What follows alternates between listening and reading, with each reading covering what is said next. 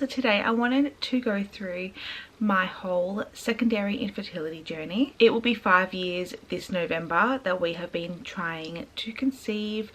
So first of all, I wanted to just kind of touch on what secondary infertility is, because I feel like a lot of people don't know what it is. So basically it's when you've had a baby before and you can't fall pregnant again, like you struggle to conceive a second or third or fourth child, whatever it is. In my case, it's my second child. I've only got one daughter and my fiance has 2 daughters. So we know that we can have kids, it's just not happening for us this time. I have got a whole heap of notes here on my laptop. I'm just holding it down here. And because I don't want to forget anything, I want to touch on everything. And I've kind of gone back and tried to remember everything that has gone on in these 5 years. So let's go back to the start. We met in June 2020, right in the middle of the whole lockdown pandemic situation. And we discussed that obviously I was open to having more kids and he was as well. So I ended up moving in with my fiance in 2021, in May I think it was. And then by November that year, we both were on the same page of trying for a baby. Now at the start, it was not tracking anything. It was literally just not protecting, and if it happened, it happened. Amazing, you know? So we did that, I think around, I don't even know, early 2022, I guess. I started tracking ovulation, doing ovulation tests, all of that stuff. And yeah, it just wasn't happening. And of course, people tell you, you read it, you hear it online, that it can take a normal healthy couple up to a year. So in the first year, I wasn't too worried, but I was also kind of like, ugh, this is so frustrating, like hurry up and happen. So then around the, I'm gonna say around the 1.5 year mark, I went to a GP. Now this GP, she was a new one to me. I didn't really have a doctor that I was seeing constantly, like the same doctor, and I wanted to see a female, so she was new because I was seeing a male doctor previously. And she again said the same kind of thing, you know, it can take up to a year, even though this has been over a year now. And she mentioned a fertility specialist. I also have thyroid issues. I have hypothyroidism. I'm on thyroid medication, so she mentioned that could be a part of why I couldn't conceive. So she mentioned to go to a fertility specialist, and she also gave me a referral to go and get an ultrasound. And I never went and got that ultrasound done, and I'm pretty sure not long ago I found that referral form in the cupboard in the kitchen, because I just never went. The thought of a fertility specialist scared me, and I just kept thinking, no, it's okay because this month it will happen. And then it wouldn't happen, and then I'll think, okay, I better book that scan in. But I'll be like, no, let's just try again. I'll properly will track everything and it might happen. This is the month. And that just kept going on and on. So of course I kept putting off booking the scan, and so I just never went. Never went to the scan. I just kept thinking it will happen. So then I think it was around April 2024. So this is about what, 1, 2, 3, around 2.5 years in, I decided to go and see a naturopath. And before this, I had been looking at naturopaths. My mum struggled to conceive back when she was having me. I'm the oldest. I think she said it was 5 years for them, and she went to a naturopath, and that's what ended up helping her get pregnant. So I thought, okay, this is my answer. The naturopath will give me these magical herbs and I will be fertile and I'll be pregnant in no time. So I went to the naturopath April 2024. I kind of just wanted to try going with a natural medicine instead of going to a specialist and doing IVF. IVF was always something that I said big no to. First of all, it's so expensive, and second of all, it just freaked me out, needles and all of that. I was just like, nah, I'm never doing IVF. So yes, we know where we ended up, so I'm not even going to go into that now, but let me see. So okay, so the naturopath just did her own testing. She did, like, when I talk about her own testing, she went in depth with testing. Like, she was looking at my blood cells on a microscope in the room. It was crazy. She could tell me things just from looking at my blood. It was weird. Like, she could tell that I was eating something that my body didn't agree with. And I was like, wow, this is so interesting. So she ended up putting me on a gluten-free diet because I am sensitive to gluten, which I kind of already know anyway. I think she also told me not to have dairy, which I don't really have a lot of dairy anyway, but yeah, dairy-free and gluten-free, and that was so hard. And I've kind of gone back to eating gluten again, even though I know I shouldn't be because my body doesn't agree with it. I'm not celiac. I've never had any proper testing done, but from the naturopath telling me that, I kind of know that I should probably stay away from gluten. And I try to, if I can, like if there's a gluten-free option at a restaurant, or if I'm getting pizza and there's a gluten-free option, I'll always try and have that. But yeah, we've gone back to eating normal pasta again at home. But anyway, I probably should go back to gluten-free. But yeah, and she gave me a whole heap of supplements to take, you know, like prenatals, iron.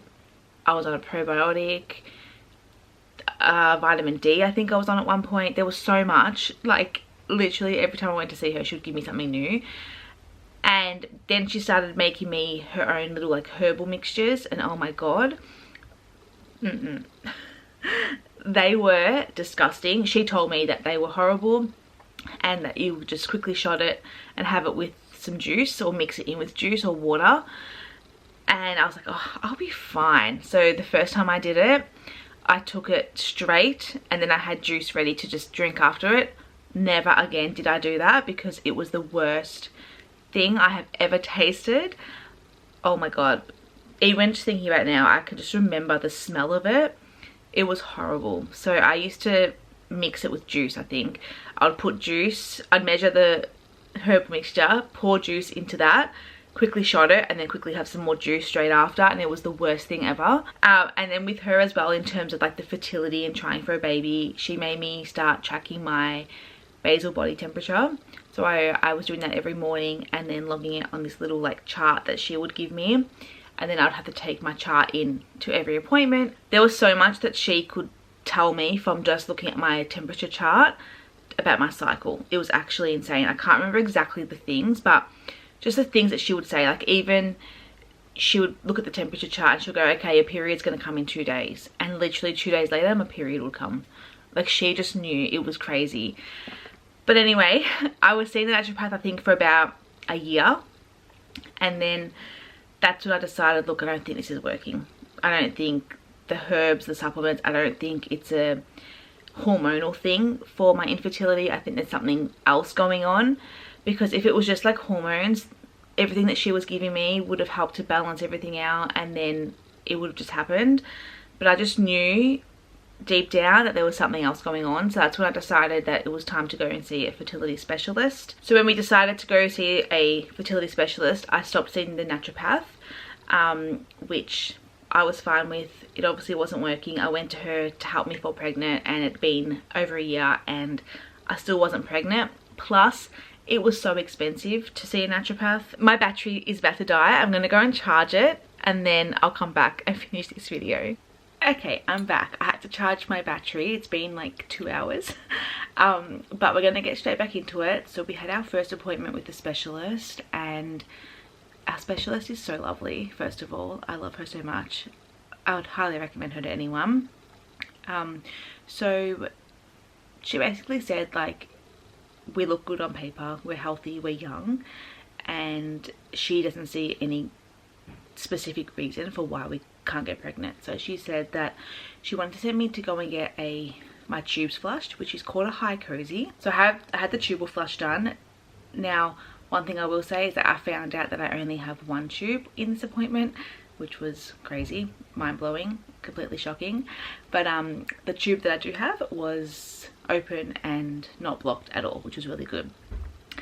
Then my specialist recommended after that to do 3 months of Letrozole, which is a medication that helps you ovulate, helps you produce multiple follicles to then ovulate.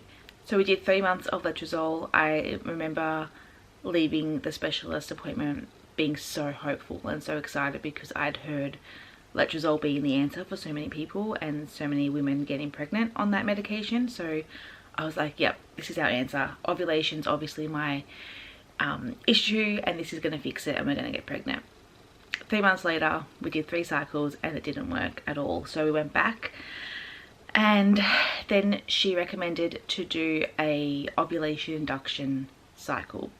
So previously we just took Letrozole. So I think I took Letrozole day 2 to 6 of my cycle, and then you track ovulation and just try naturally at home, whatever. But with an ovulation induction, it's more monitored and you go in. I think I went in for a scan. I don't know if I had blood tests. I probably did. I can't remember exactly, but it's more monitored by the clinic. I think, yeah, I did have blood tests and I had 1 scan, and they are like precisely tracking your ovulation with the Letrozole. And I remember them ringing me after my scan that afternoon to say that I had 2 mature follicles that would give me a high risk of twins if we were to continue on and try that cycle. And I was just like, you know what, let's go. If we get twins, we get twins. One might not ovulate, one might. You don't know if they're both going to implant, if they do both fertilize, all of that. There's so many questions with that, but we just decided to go for it and still didn't get pregnant. So I don't even know when that was now, the ovulation induction. I want to say it was around September last year.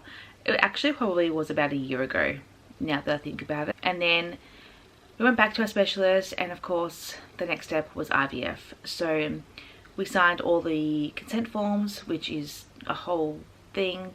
There's so much to go through with the consent forms. We went through that, signed it, and then the next thing we had to do was book in a mandatory counselling session, which apparently is only mandatory here in Victoria.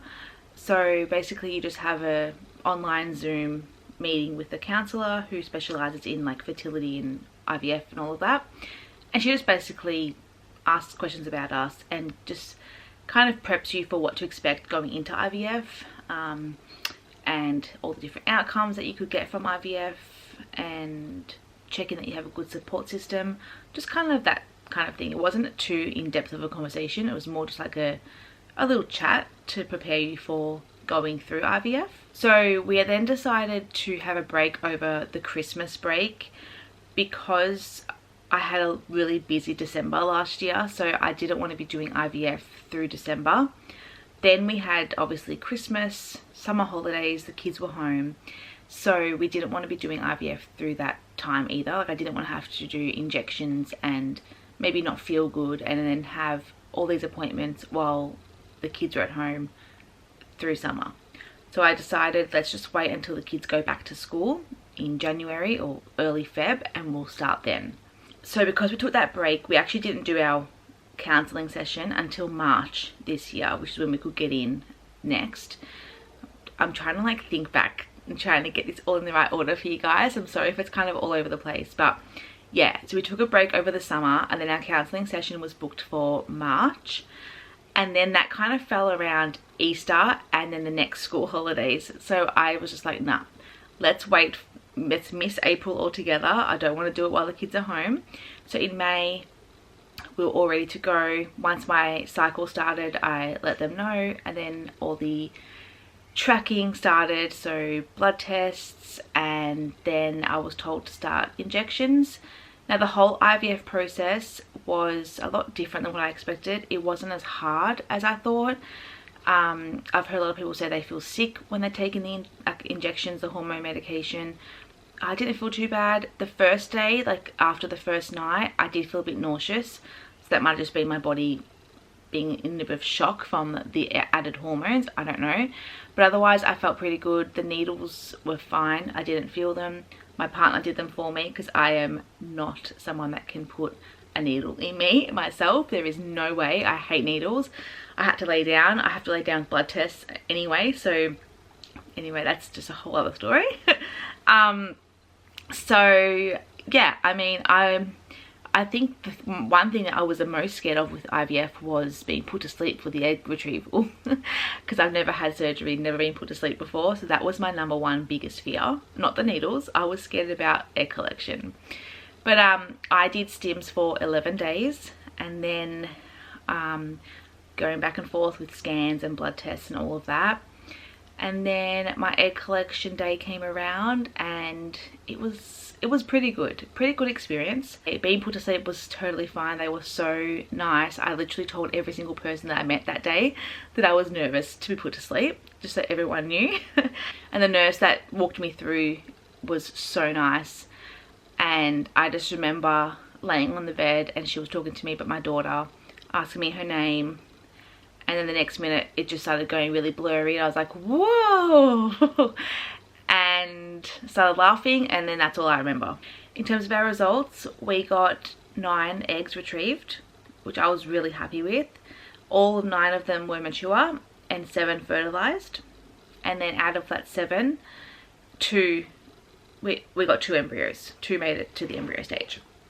So we did a fresh transfer on day 5, and I remember going in feeling just so excited. First of all, I was really nervous because I was so anxious all morning that they were going to call and say that nothing made it to day 5, but they never called. So I started to get excited as we got there, and I was really hopeful and just felt like this was it. This was our time.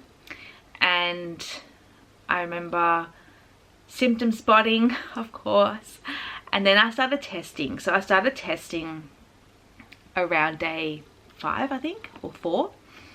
That's when a lot of people get their first positive. So I was also testing at my trigger because I had a trigger shot before the egg collection, and that was still in my system. So I was using like cheapy Amazon tests to test out my trigger shot, and once I could kind of see that fading away, I knew that then that was going to be a real positive if I saw anything. And I feel like I did see a faint positive one day, and my partner could see it as well, which made me really excited. But now looking back, I think that was just the trigger still in my system. If not, it was a chemical pregnancy, but I think it was the trigger, because then everything was just negative after that. And that was, it was hard.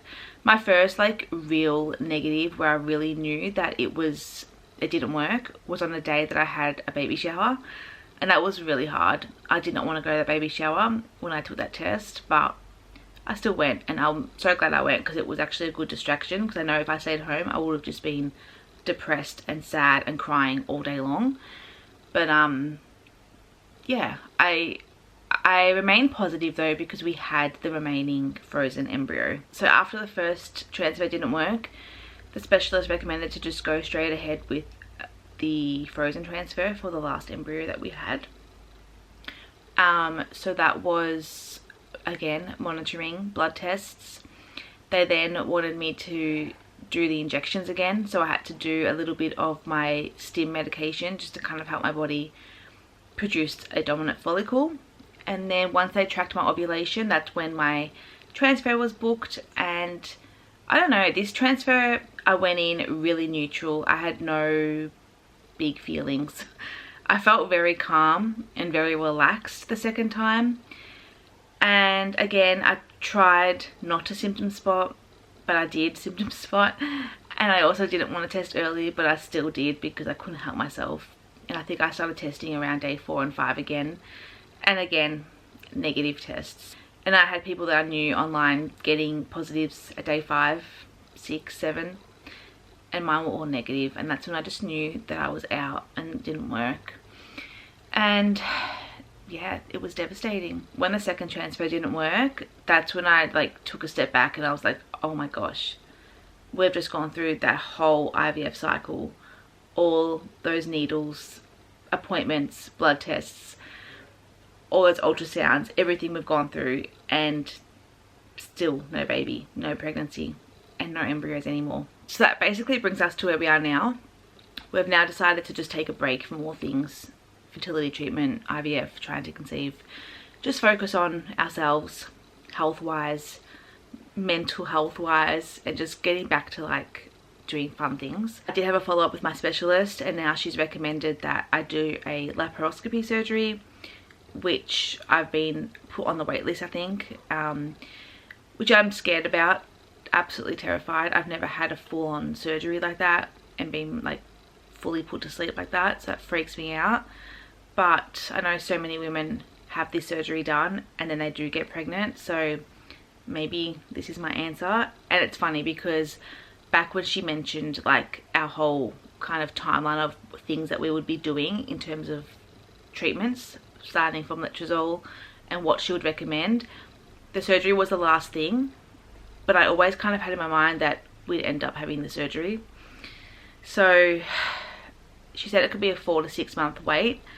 So I'm just going to wait until I hear from the hospital and then decide if I want to do it. I definitely think I do have some sort of endometriosis.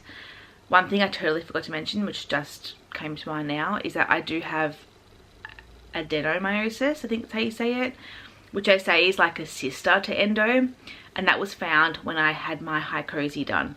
I had mild adenomyosis, which can cause implantation issues, which is probably my main issue. So yeah, that's where we're at now. This whole IVF journey not working has also just really made me realize how grateful I am to already be a mother and to have my daughter, because so many people go through years of fertility treatments, years of IVF, multiple rounds of it not working. Some don't even get embryos at the end of their cycle, and they don't even have one child. Like, they're doing all of that for one child. So it's just made me really realize how lucky and blessed I am. And I think it's also kind of helped me almost accept the fact that I might only have my daughter. I might not have any more kids. And I've kind of come to a point where I'm okay with that. I might have to kind of work through some emotions around it, but it's really opened my eyes and made me realize that I'm so lucky. And you know, maybe my fiance and I don't get to have a child of our own, but we do have our family and we're a blended family.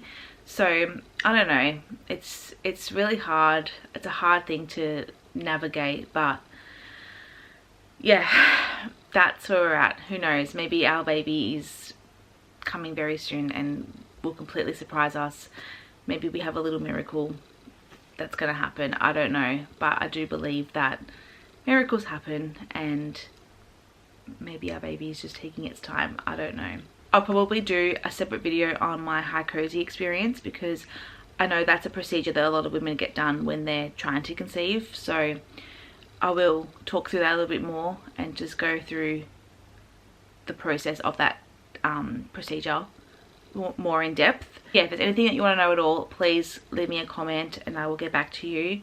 I've talked to so many women on TikTok in my DMs, and it's been so nice to connect with other women who have gone through the same thing or going through the same thing at the same time. And I'm more than happy to answer anything in regards to like IVF and trying to conceive and all of that. But anyway, I don't know how long this video is, but if you've made it this far, thank you so much for watching, and I will see you all in my next video.